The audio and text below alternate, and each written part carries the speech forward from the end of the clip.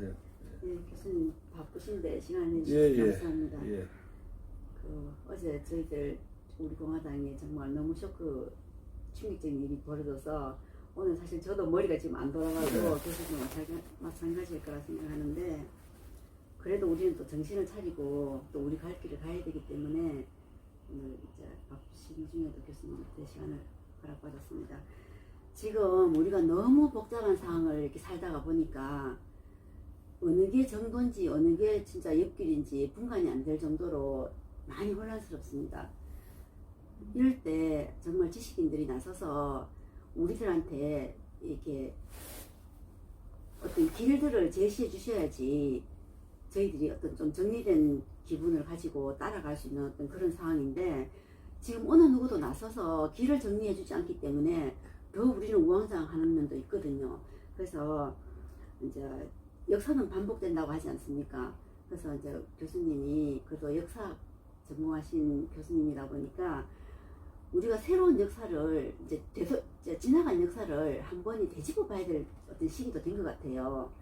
그러면 지금 이 복잡한 상황에서 우리가 너무 혼란을 겪고 있는데 그럼 역사가 반복된다고 하면 지금 이 상황은 도대체 우리 역사로 봤을 때 어느 시대하고 가장 지금 비슷하게 닮아가는지 그때는 어떻게 정리가 됐고 지금 앞으로는 우리가 어떻게 정리해 가야 될 것인지 그에 대해서 저희들은 굉장히 궁금하거든요.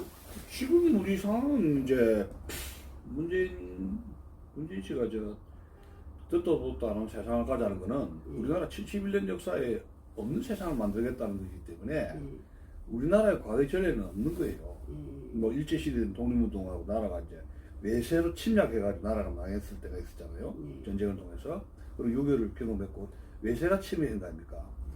그리고 이제 부패가 돼가지고 정권이 망했을 때가 있었죠. 자유당 정권이라든가. 그러면 다른 정권이 대타 정권이 대한 정권이 들어왔지 않습니까? 그거는 같은 체제 내에서 자 일제가 망한 식민지 시대 겪었고 그 다음에는 우리 자유민주 체제 내에서 여야 정권 교체했단 말이에요. 그거는 또 세상 돌아갔는데 이번에는 자유민주 체제 변혁인데 이거는 뭐 외세가 바꾸겠다는 게 아니고 내부의 자유민주주의 체제를 신봉하지 않는 세력이 그러니까 다른 민주주의 해보자 그런 세력이 권력을 잡고 이 체제를 바꾸려 하는 거 아닙니까? 자유민주주의 체제를. 근데 여기에 국민들이 동의가 없죠. 그게 이제 태극기 국민이 있고 촛불 국민이 있는 거 아닙니까? 그러니까 내부적으로 하겠다는 것이니까 다른 자유진영이 간섭을 하면은 내정 간섭이 되는 거예요. 그러니까 손을 못 씁니다. 그러면 이제 우리 스스로가 태극 국민의 각성을 통해서 이 나라를 개혁할 수밖에 없는 것이 어려운 점이죠. 그 다음에 월남 같은 경우에 우리나라가 진행되는 새로운 세계라는 것에 모티브가 되는 게 독일 바이마르 공화국이 망했을 때 히틀러가 들어오는 경우가 있고 현재 진행되는 베네수엘라의 자익 정권이 계속 자익 정권으로 등장하고 있지 않습니까? 근데 국민이 이제 배고프지만 계속 이제 국가의 보조금에 연명을 해가면서 중독이 되면서 계속 좌파 정권이 집권하는 경우가 있고 독일 같은 경우에는 바이마르 공화국이 무너지고 게슈타포법을 통해 가지고 비밀경찰을 개tor해가지고 나라를 쥐어 틀었지 않습니까? 체제를 바꾸면서 공화국에서 히틀러 우익 독재로 간 거죠. 그 다음에 이제 월남 같은 경우에는 밖으로 분단 국가가 강한 군대를 가진 북한의 북쪽의 월명 군대가 쳐가지고 미군 쫓아내고 쳐가지고 공산화시켰지 않습니까? 그런 무력 통일. 그래서 요 세 나라를 번복한 나라가 되는 것이죠. 그러면 이제 외세가 도와줄 수가 없어요. 자체적인 국민혁명을 통해서 나라를 개혁하려면 굉장히 어려운 국면에 지금 처해 있는 것이죠.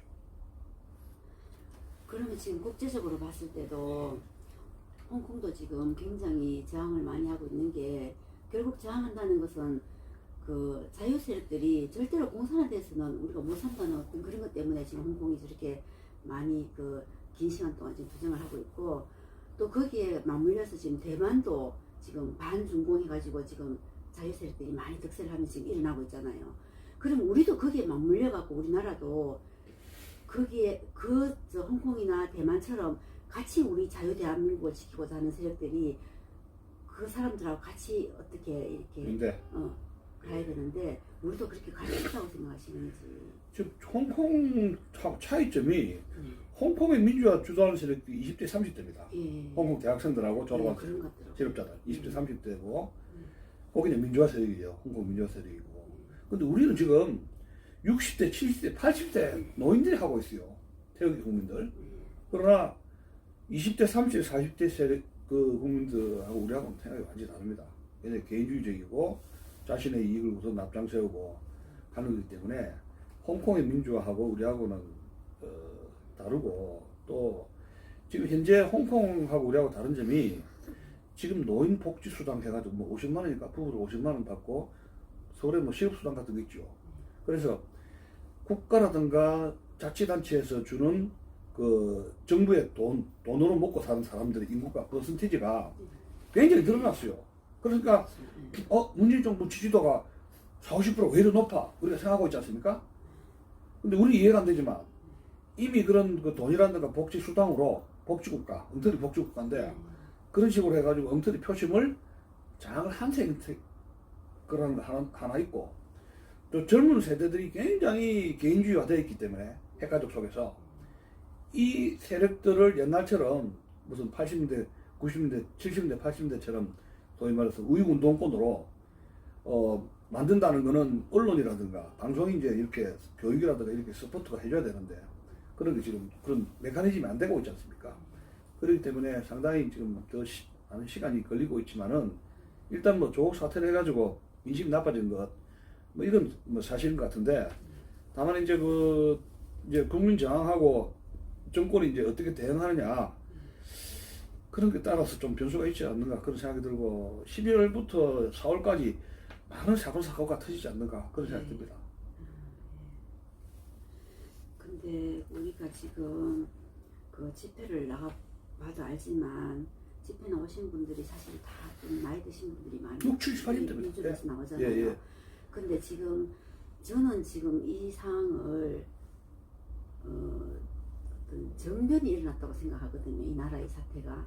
그러면 정변이 일어난 상태이기 때문에 그 일반 상식으로 이게 저는 불가능하다고 생각합니다. 그러면 정변은 반드시 다른 정변으로 이걸 바로잡을 수 있다고 생각하는데 그렇게 하려고 하면 지금 우리나라 물론 우리나라 젊은이들 내가 폄하하는 건 아니지만 이 젊은 세대들이 자유가 얼마나 중요하다는 걸 우리나라 젊은이들 잘 모르는 것 같아요.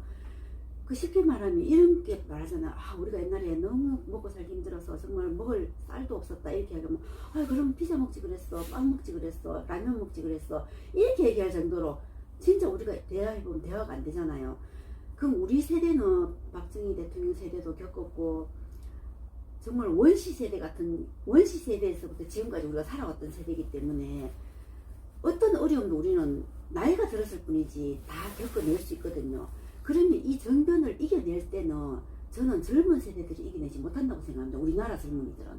그러면 우리가 젊은이들이 우리 이 나이 드신 분들이 이렇게 나라를 좋은 나라로 만들어 놨는데 이 문재인이가 들어가지고 2년 만에 이렇게 나라를 망가뜨리는 것도 정말 신기할 정도지만은 그러면 우리가 새로 이 나라를 제2의 건국을 할 때는 우리가 젊은이들한테 맡겨서는 안 될 것 같은 생각이 드는 거예요. 왜 이 젊은이들이 너무나 나약하고 너무나 지금 아직도 여유가 많은 거예요.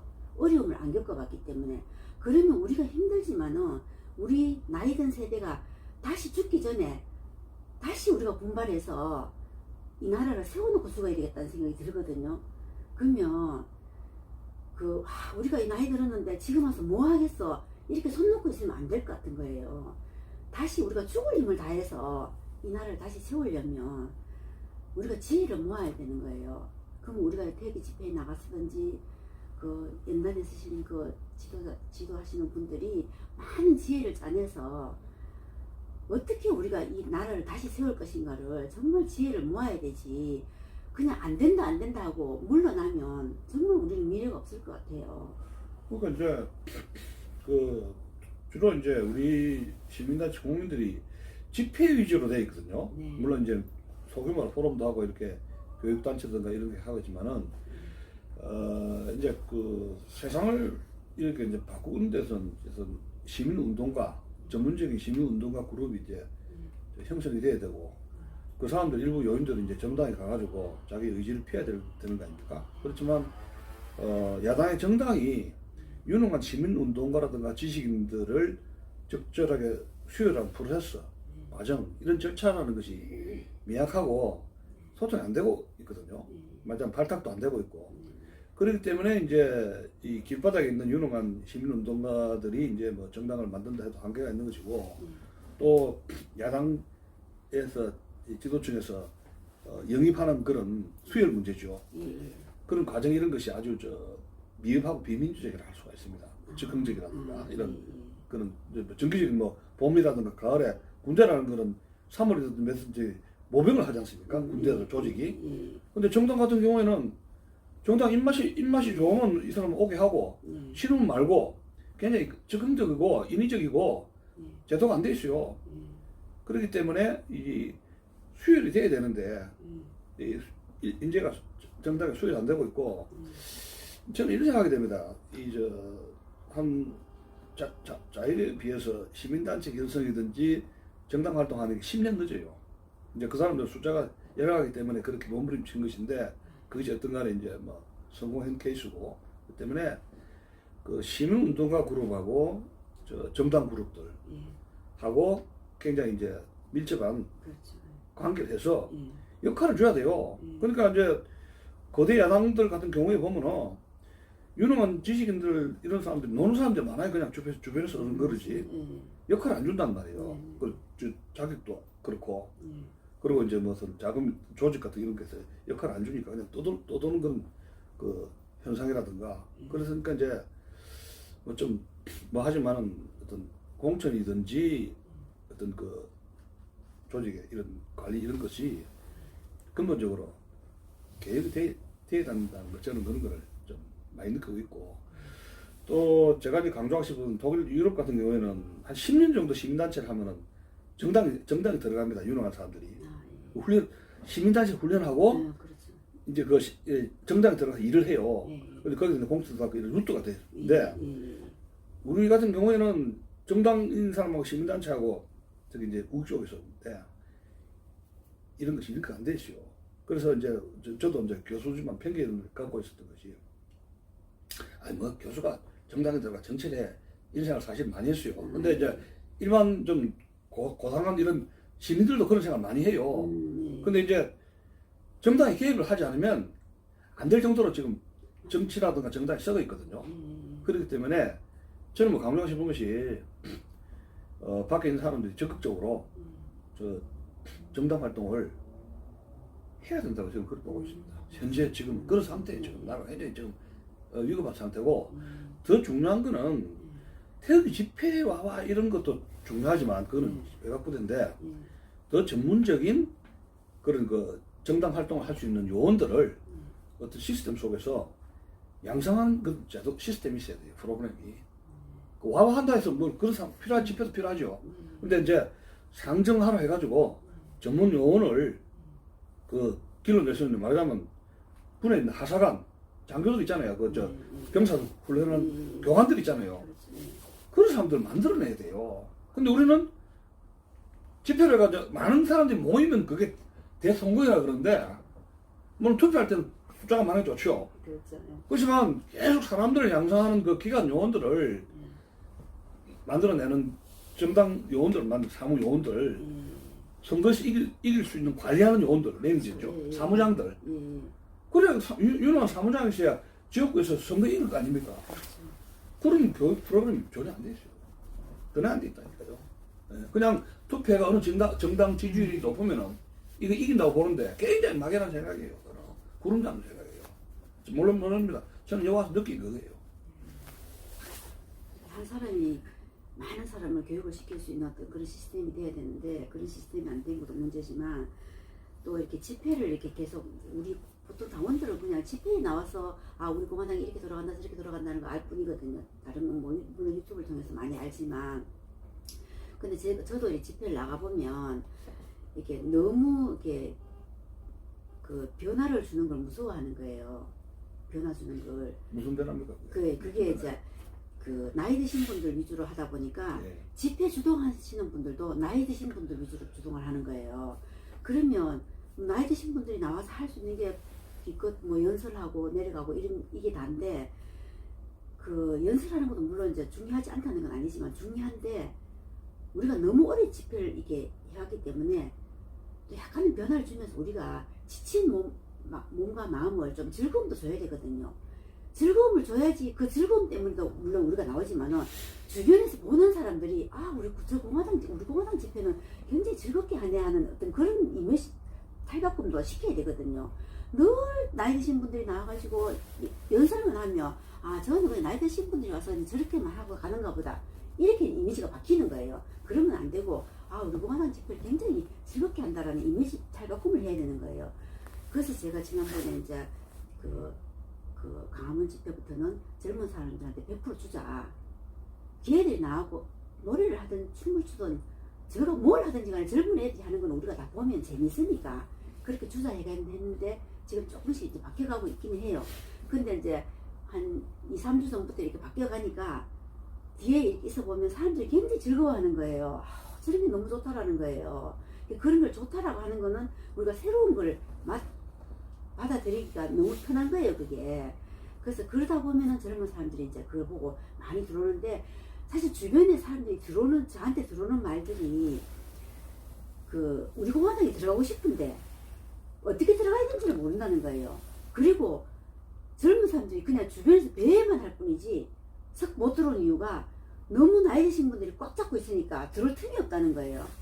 어떤 그런 것들을 우리가 좀 터줘야 되지 않는가는 개인적인 생각이. 제가 뭐 어릴 시절 경험이지만 어떤 신앙 간증을 들으니까 목사가 된 분인데 왜 자기를 젊은 시절에 방황하고 있는데 정신적으로 왜 교회로 좀 오십시오 왜 광고를 안 하느냐 이런 것을 그런 목사님이 한 적이 있었거든요. 우리도 마찬가지입니다. 이거 참 그런 거 나도 그런 경험 있었나 그런 생각 우리 어린 시절 되돌아보게 되는데 뭐 영원히 부족하거나 아니면은 집회에 나도 좀 열심히 참석하고 싶은 그런 생각이 울컥 나올 때가 있어요. 그런 것이 이제 집회를 하면서 옆에 사람들에 대한 뭐 소통이라든가 대화인데 우리가 이제 소홀하게 느낀 좀 그런 것이죠. 주변에 우리가 집회를 하면서도 주변 사람에 대한 인식이라든가 배려라든가 또 우리가 좀 더 뭐 길가 가면 우리 교회 오십시오 하는 교인들 많이 하지 않습니까? 그런데 이제 우리 그런 주변에 대한 적극성 뭐 이런 것에 대해서 우리가 좀 관심을 기울여야 되고 제가 또 월남전 뭐 책을 좀 봤는데 계속 전투만 하니까 엄청 전투 피로가 와요. 잠도 안 자고 투쟁하는데 그 대대장이 또 하라 그러니까 호공을 쐈는데도 니는 해라 하면서 불렁 나자빠져가지고 총을 쐈는데도 꼼짝도 안 하고 잠을 자더랍니다. 이 병사들이. 응? 더 이야기하면 이제 권총으로 이제 장교를 사살하는 수가 생겨요. 미군들이 그런 장교를 갖다가 죽인 수가 있었거든요. 실탄 터뜨리 막사야. 하도 전투해라 쪼아다니까. 그러니까 이제 집회도 집회 피로감이 있어요. 똑같이 반복하고 악을 쓰고 하면은 문재인 때려지거나 말은 맞는데 계속 악을 쓰고 도끼를 품고 이게 끝까지 가면은 그게 아니잖아요. 정서가 이런 황폐가 된단 말입니다. 그래서 저도 노래도 부르고 이제 쉬어가는 게 중요하거든요. 그 이제 한 번씩 이제 템포라든가 이런 그런 거를 아까 좀 꼭 뭐 늙은이 뭐 젊은 이렇게 따니까 해도 이렇게 이제 젊었다 늙었다 이렇게 변화를 주면서 이제 그 집에 참여하는 사람들도 굉장히 스트레스 많고 피로도가 누적이 되지 않습니까? 그러면 뭐 율동이든지 노래든지 또 하나 뭐 코미디든지 뭐 자막을 통해서 이렇게 해가지고 변하는 과정이 이제 굉장히 필요하고 근데 그런 걸 하려면 이제 그 집회를 운영하는 사람들이 조직에서 이제 그런 소통을 통해서 대화를 통해서 이런 거 저런 거 많이 그런 거를 갖다가